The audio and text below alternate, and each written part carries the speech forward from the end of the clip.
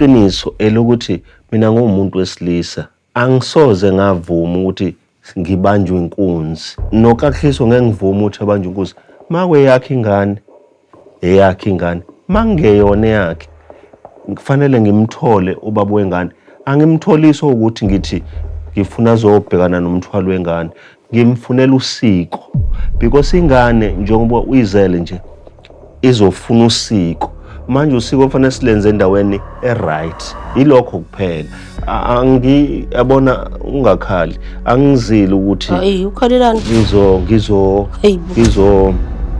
Ngizodala inkinga. Yabona sengadlula einkingeni.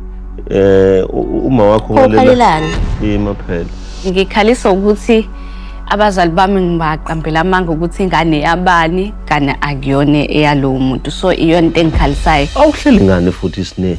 Awuhleli ngane nje ngoba ngeke ngisakwazi ukuvimba ukuthi wenza ucansi. Kodwa ukuhlela ke lokhu ke kukhona yonke into kwamahhala.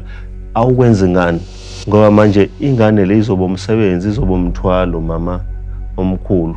Esibhedlela mengifuna ukuthi ngivale bavele bathi usengane. So ingako ngingavali kodwa ukuhlela sengizohlela manje ngoba ngiyayibonga ngisayicela ingane.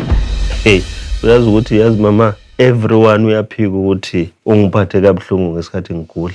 So lengane yami le uSine wangimela kulobo mzima. So ngambuka ngenye indlela, ingqondo yami yambuka ngenye indlela ukuthi mangikwazi ukubena umuntu wami ekuhluphekeni.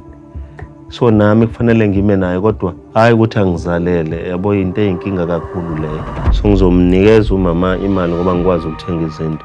Nizithenge lezi zinto ozofika nazo eMzumbe ngoba wangimela kunzima. Ngizokumela nami khona kunzima. Shuthi ukuthi ngimsupport ubabe emzimeni bakhe kwangisiza ngoba ngabe mhlambe wangilahla ngaba kangikhulumisi nokungikhulumisa. So ngiyakujabulela kakhulu lokho.